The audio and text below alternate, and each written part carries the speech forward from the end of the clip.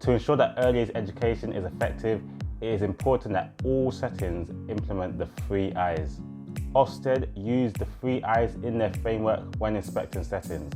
The judgment of the curriculum you make is made using these 3 areas: the intent, the implementation, and the impact. How this affects you is what we'll go over in this video.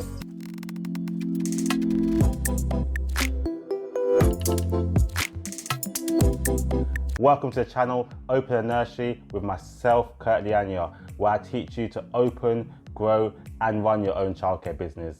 If it's your first time here, do the usual stuff: like, comment, subscribe, and share if you find the video useful. But let's get straight into the 3 I's, starting with intent. Intent is a crucial part of any educational program. It is important that you as a childcare professional have a clear understanding of the goals and objectives that you want to create with your curriculum. Setting clear goals and objectives is important because it will help you to identify the skills and the knowledge that you want your children to gain from an activity or from your curriculum as a whole. When you are setting goals, it's important to make sure that they are SMART. So that means that they're specific, they're measurable, they are achievable, they're relevant, and they're time constrained. So in terms of specific, this means that it's catered to the children that you have or the specific child that you're aiming the activity at.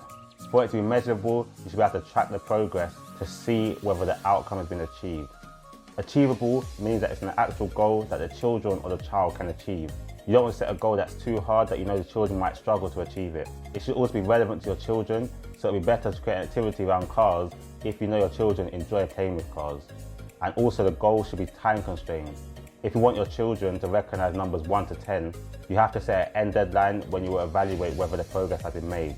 This just helps create a roadmap for yourself and your colleagues, which will help you to prioritise certain tasks and goals, and helps create a framework for evaluating children. The overall intent of your curriculum should always be to provide a safe and stimulating environment, which helps to foster the children's development in all areas, including their cognitive development, their personal, social and emotional development, their physical development, and all areas of the EYFS.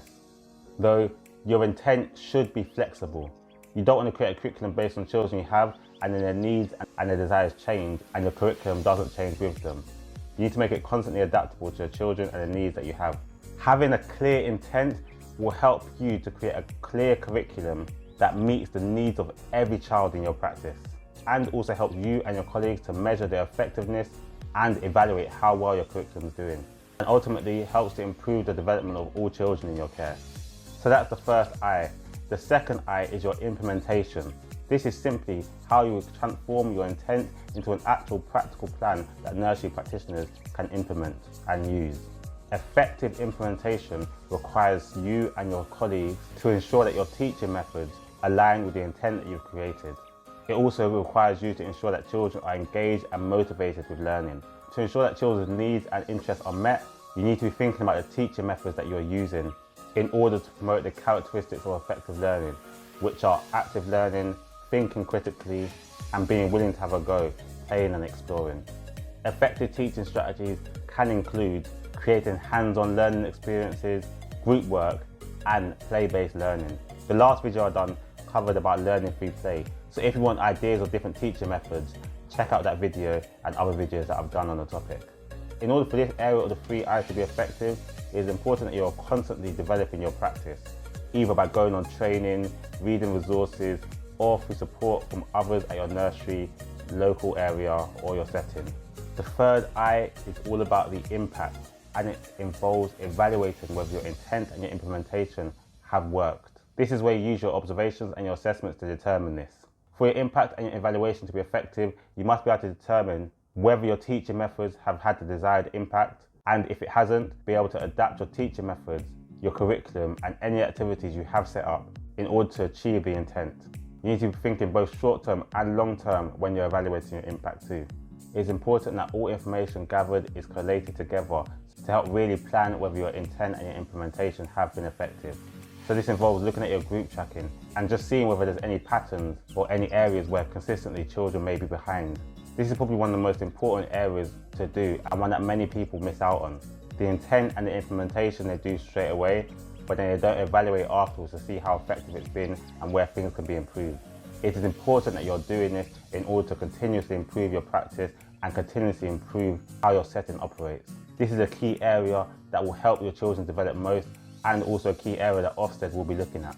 So that's the 3 I's: your intent, your implementation, and your impact.